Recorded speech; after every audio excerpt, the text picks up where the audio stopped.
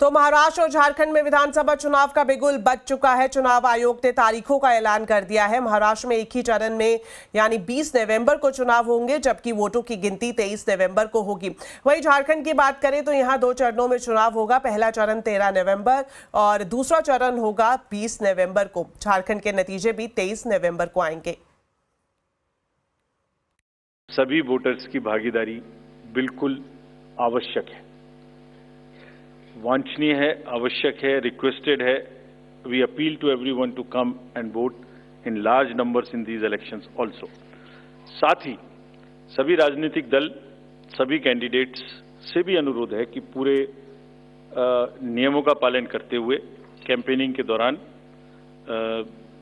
निर्भय होकर कैंपेनिंग करें। लेवल प्लेइंग फील्ड एस्टेब्लिश करना हमारा काम है, लेकिन उसको वायलेट ना हो, उसमें कोई एक्सेसेस ना हो, ये उनका भी काम है। वहीं प्रेस कॉन्फ्रेंस में मुख्य चुनाव आयुक्त ने एग्जिट पोल्स और काउंटिंग के दिन शुरुआती रुझान की रिपोर्टिंग पर भी सवाल उठाए। राजीव कुमार ने कहा कि मीडिया को आत्मचिंतन करने की जरूरत है। जिस दिन पोलिंग खत्म हुई उससे रफली थर्ड डे काउंटिंग होती है, तो आज शाम को 6 बजे से एक एक्सपेक्टेशन राइज हुई। सबने सोचा ये होने वाला है, जिसका कोई साइंटिफिक आधार, जिसका कोई लीक पब्लिक में डिस्क्लोजर में नहीं है। जब काउंटिंग का समय शुरू होता है तो 8:05 और 10 से रिजल्ट्स आने शुरू हो जाते हैं, जिस नॉनसेंस।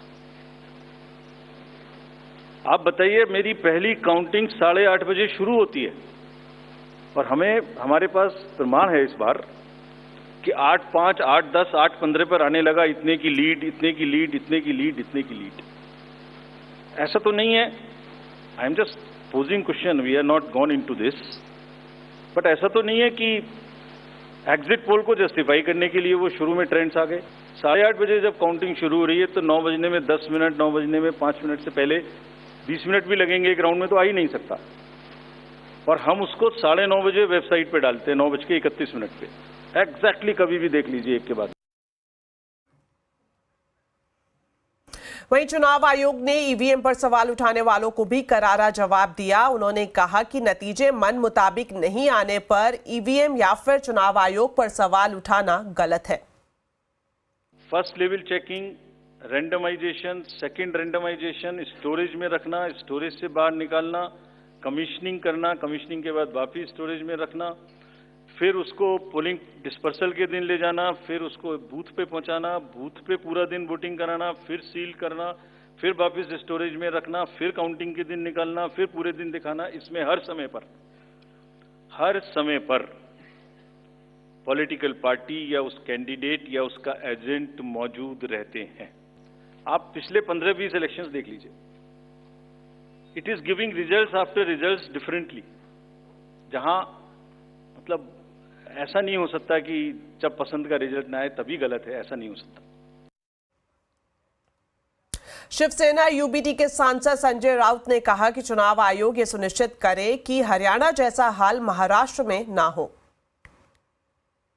हम चुनाव आयोग से इतनी अपेक्षा करते हैं कि आप इस राज्य का चुनाव हरियाणा जैसा मत करिए। हरियाणा में जो हुआ है पूरी देश की जनता देख रही है, चाहे ईवीएम हो, चाहे पोस्टल बैलेट हो, चाहे जो सत्ताधारी पार्टी की जो सब सामने आई है बातें। महाराष्ट्र में ज़्यादा हो रहा है, पैसों का खेल चलेगा, पुलिस का और यंत्रणा का भी मिसयूज़ होगा। तो ये सब चुनाव आयोग अपने आप को अगर निष्पक्ष मानती है, अपने आप को मानती है, हम नहीं मानते, तो आपको ये करना पड़ेगा। तो चलिए अब महाराष्ट्र और झारखंड विधानसभा चुनाव पर सारी डिटेल्स जानने के लिए सीधा जुड़ते हैं सहयोगी विपिन भट्ट से। तो विपिन जी बताएं, महाराष्ट्र और झारखंड के चुनावी समीकरण क्या कह रहे हैं? तो देखिए, तारीख तो आपने बता दी है, 20 नवंबर और 23 को जो है रिजल्ट आ जाएगा महाराष्ट्र का, और झारखंड में 2 फेजेज में चुनाव, रिजल्ट वहां पर भी उसी दिन आना है। लेकिन अब बड़ा महत्वपूर्ण हो गया है कि इन तारीखों के ऐलान के बाद हम जरा समीकरण देखें कि दोनों राज्यों में किस तरीके के चुनावी और राजनीतिक समीकरण बन रहे हैं। तो पहले नजर डाल लेते हैं महाराष्ट्र पे। देखिए 288 सीटों की ये कुल विधानसभा है और इसमें बहुमत का आंकड़ा होता है 145 का। जिसने 145 पाया वो सरकार बना लेगा। लेकिन महाराष्ट्र की जो पूरी पॉलिटिकल स्थिति है मौजूदा, वो बड़ी इंटरेस्टिंग है। उस पर नजर डालते हैं और आपको लेकर चलते हैं 2019 में पिछली विधानसभा में क्या नतीजे थे, उससे एक पिक्चर बनेगी। देखिए बीजेपी ने 105 सीटें पाई थी तब और सबसे ज्यादा वोट शेयर था उनके पास, करीब करीब 26% का। नंबर 2 पर 56 सीटों के साथ शिवसेना थी और ये दोनों ने साथ चुनाव लड़ा था। एनसीपी 54, कांग्रेस 44, बीवीए 3, अन्य को मिली थी 26। लेकिन हम सब जानते हैं कि महाराष्ट्र में बहुत तेजी से पॉलिटिकल सिनारियो चेंज हुआ और वहां पर पार्टियों में विघटन हुआ और फिर एक नई तस्वीर बनी। अब जरा लोकसभा चुनाव पे नजर डाल लेते हैं महाराष्ट्र के, जिनके नतीजे अभी अभी आए कुछ वक्त पहले। यहां पर जो पार्टियों में विघटन हुआ, जो पार्टियां टूटी, उनके हिसाब से चुनाव लड़े गए। कांग्रेस को 13 सीटें मिली, करीब करीब 17% का वोट शेयर पाया। शिवसेना उद्धव बालासाहब ठाकरे यानी कि जो उद्धव ठाकरे की शिवसेना है उसको 9 मिली। बीजेपी के हिस्से में 9 सीटें आई। एनसीपी शरद पवार वाले धड़े को 8 सीटें मिली। शिवसेना जो कि शिंदे गुट की शिवसेना कह सकते हैं, 7 उनको मिली। एनसीपी, ये अजीत पवार वाली एनसीपी, उनके खाते में 1 सीट आई और अन्य के खाते में 1। तो अब लोकसभा चुनाव में नतीजे बदलते हुए से दिखाई दिए, क्योंकि यहां पर जो संतुलन था पार्टियों का वो अलग हो गया, टूट हुई पार्टियों में। अब इस समय महाराष्ट्र की स्थिति क्या है, कौन किस तरीके से चुनाव में जाने वाला है? देखिए 2 बड़े गठबंधन है। पहला है महायुति, जिसकी इस वक्त सरकार है, जिसमें शामिल है भारतीय जनता पार्टी, जिसमें शामिल है शिवसेना जो कि एकनाथ शिंदे गुट वाली है, और एनसीपी जो कि अजीत पवार वाली है। और इनका मुकाबला किससे है?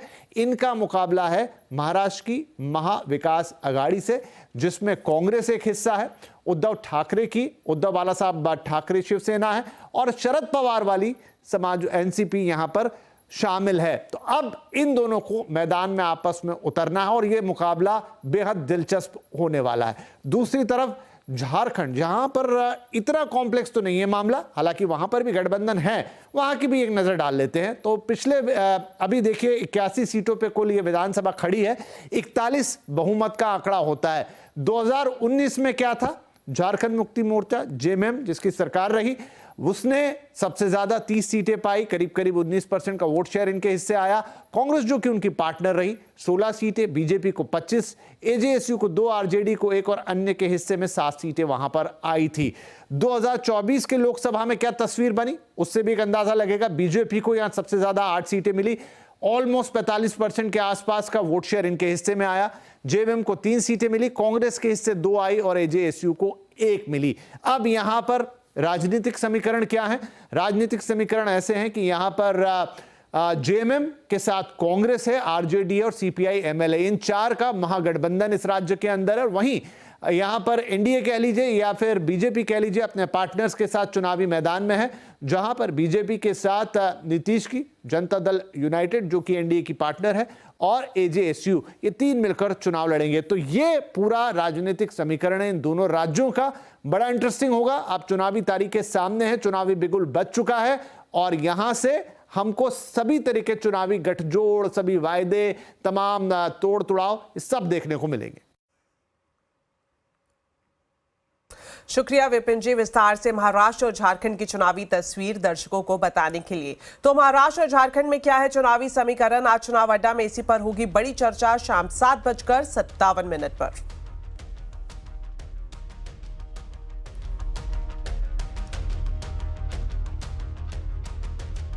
अब बात करेंगे इंडिया मोबाइल कांग्रेस की। भारत में डिजिटल इंडस्ट्री का सबसे बड़ा मेला 8वां इंडिया मोबाइल कांग्रेस आज से शुरू हो गया। दिल्ली के भारत मंडपम में प्रधानमंत्री नरेंद्र मोदी ने आईएमसी का उद्घाटन किया। इस बार इवेंट की थीम है द फ्यूचर इज नाउ। प्रधानमंत्री मोदी ने भारत में पहली बार आयोजित होने वाली टेलीकॉम स्टैंडर्ड कॉन्फ्रेंस का भी उद्घाटन किया। इसका आयोजन संयुक्त राष्ट्र की एजेंसी इंटरनेशनल टेलीकम्युनिकेशन यूनियन कर रही है। समिट में 190 देशों के करीब 3000 इंडस्ट्री लीडर्स, पॉलिसी मेकर्स और टेक एक्सपर्ट शामिल हो रहे हैं। आईएमसी में इस बार 120 देशों के 900 से ज्यादा स्टार्टअप भी हिस्सा ले रहे हैं। तो 8वें मोबाइल कांग्रेस में प्रधानमंत्री मोदी ने कहा कि कनेक्टिविटी के जरिए भारत दुनिया को सशक्त बनाने में जुटा है। उन्होंने ये भी कहा कि दुनिया के लिए मोबाइल सुविधा है, लेकिन भारत में मोबाइल इक्विटी और अवसर का माध्यम है। 21वीं सदी में भारत की मोबाइल और टेलीकॉम यात्रा पूरे विश्व के लिए स्टडी का विषय है। दुनिया में मोबाइल और टेलीकॉम को एक सुविधा के रूप में देखा गया, लेकिन भारत का मॉडल कुछ अलग रहा है।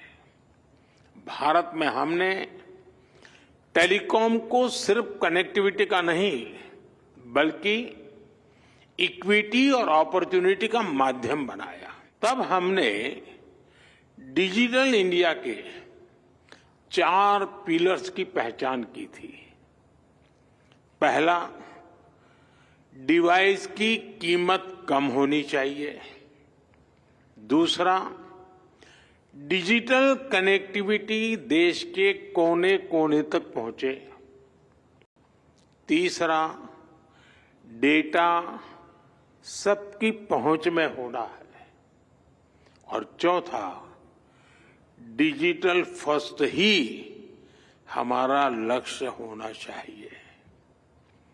हमने इन 4 पिलर्स पर एक साथ काम करना शुरू किया और हमें इसके नतीजे भी मिले। इस मौके पर जियो इन्फोकॉम के चेयरमैन आकाश अंबानी ने सरकार से डाटा सेंटर पॉलिसी में बदलाव करने की मांग की, ताकि भारतीय का डाटा भारतीय डेटा सेंटर के पास ही रहे। आकाश अंबानी के मुताबिक आर्टिफिशियल इंटेलिजेंस से रोजगार के बड़े मौके पैदा होंगे, इसलिए सरकार को डेटा सेंटर लगाने वाली कंपनियों को इंसेंटिव देना चाहिए। Scale and speed of multilingual data generation in India, which will drive the AI revolution, will grow exponentially. We request the government to expedite the updating of the 2020 draft of the data center policy that Indian data should remain in India data centers. Therefore, Indian companies ready to set up AI and machine learning data centers should get all necessary incentives, including incentives for power consumption. Indian mobile companies, along with the thriving ecosystem, are in a position to offer solutions to the rest of the world, including developed nations. India needs an accelerated talent generation on a scale that is necessary to make India a global AI leader. Some of the existing jobs will evolve, and many more exciting opportunities for employment and entrepreneurship are going to be created in a rapid way, just like during the adoption of computers and the internet. वहीं India mobile Congress में Bharti Airtel के chairman Sunil Bharti Mittal ने कहा कि satellite broadband देने वाली कंपनियों को भी टेलीकॉम कंपनियों की तरह ही स्पेक्ट्रम खरीदना चाहिए। Intertemporal choices will have to be made as to how satellite, which is moving fast in technologies, need to coexist with terrestrial networks. My message is very simple. Telecom companies around the globe have done a seminal work in connecting the world. They will take the satellite services into the remotest parts of their nations through the USO program and directly through themselves.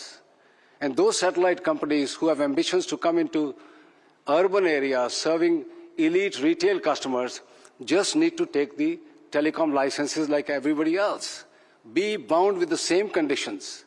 They need to buy the spectrum as the telecom companies buy. They need to pay the license fee as the telecom companies do, and also secure the networks like telecom companies do.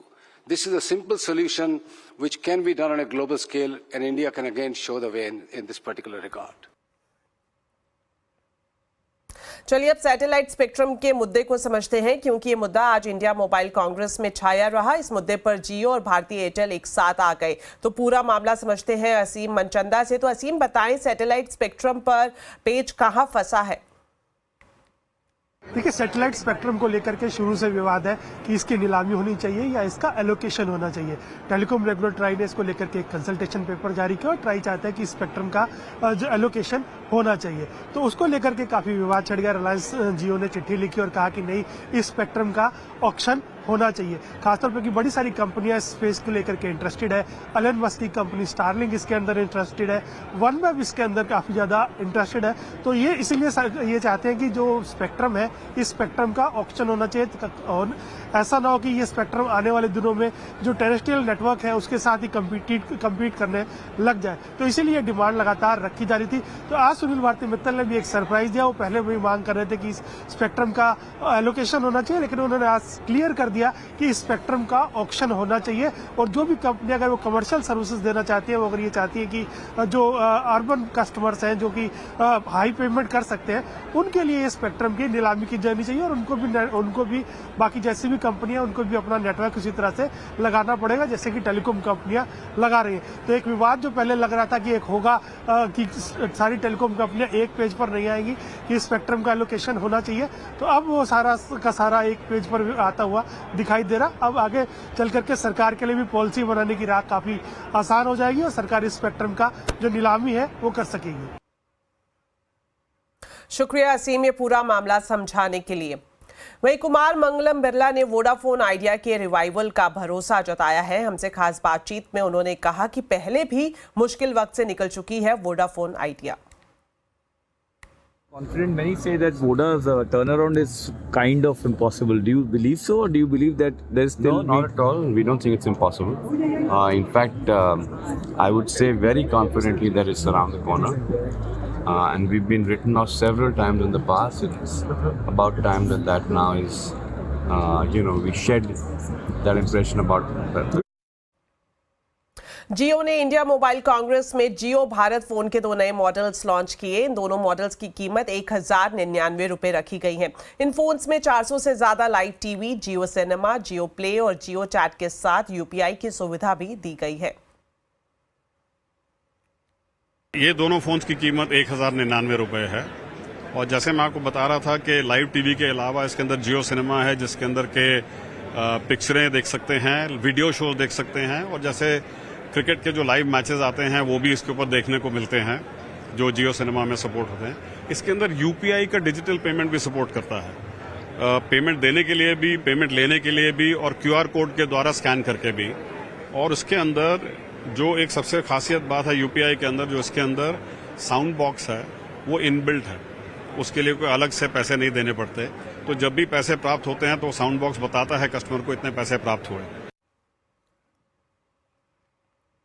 चलिए अब एक नजर डालते हैं बाजार के हाल पर। कारोबारी हफ्ते के दूसरे दिन बाजार में उतार चढ़ाव रहा। सेंसेक्स निफ्टी गिरावट के साथ बंद हुए। सेंसेक्स 153 पॉइंट गिरा तो निफ्टी 71 पॉइंट फिसला। हालांकि निफ्टी बैंक निचले स्तर से सुधरकर बंद हुआ। वहीं mid cap small cap index भी बढ़त पर बंद हुए।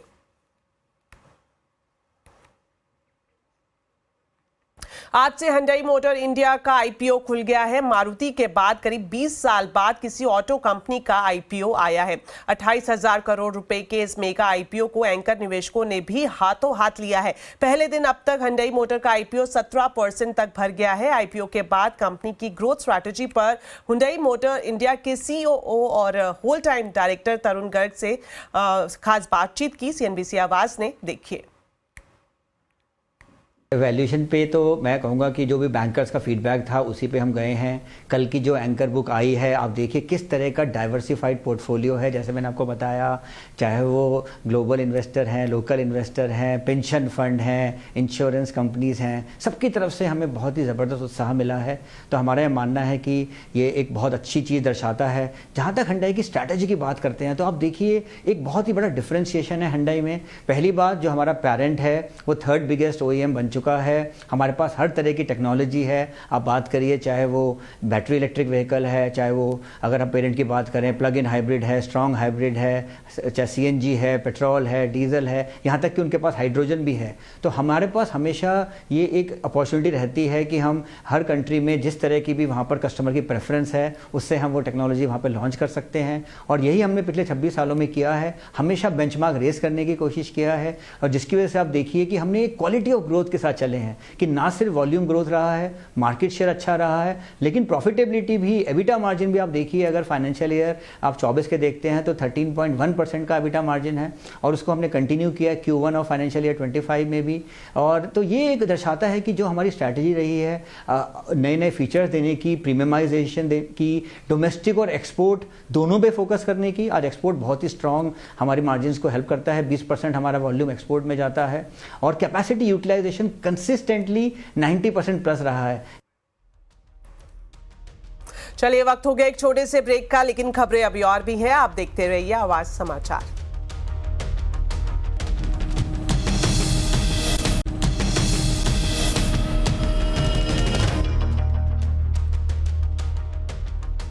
ब्रेक के बाद आपका स्वागत है। सिख अलगाववादी नेता हरदीप सिंह निज्जर की हत्या मामले में भारत और कनाडा के रिश्ते खराब होते जा रहे हैं। इस मामले में सख्त कदम उठाते हुए भारत ने कल कनाडा के 6 राजनयिकों को देश से निष्कासित कर दिया और उन्हें 19 अक्टूबर को रात 12 बजे से पहले भारत छोड़ने के लिए कहा है। इससे पहले सोमवार को भारत ने कहा था कि उसने कनाडा से 6 भारतीय उच्चायुक्तों को वापस बुला लिया है, लेकिन दूसरी तरफ कैनेडियन प्रधानमंत्री ट्रूडो ने प्रेस कॉन्फ्रेंस में दावा किया था कि उनकी सरकार ने भारतीय राजनयिकों को देश से निष्कासित किया है।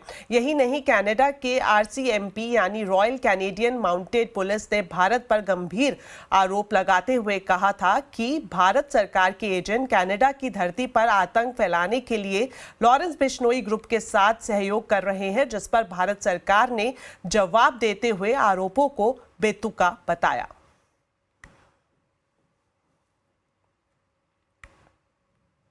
तो चलिए, मेरे साथ इस बुलेटिन में इतना ही, लेकिन जाने से पहले आपको बताते हैं आज के कंज्यूमर अड्डा के टॉपिक के बारे में। पेट की चर्बी शरीर में जमा होने वाली सबसे नुकसानदेह फैट है, तो कैसे कंट्रोल करें बेली फैट, जानने के लिए देखिए आज का कंज्यूमर अड्डा शाम 5:57 पर बेली फैट वेरी बैड।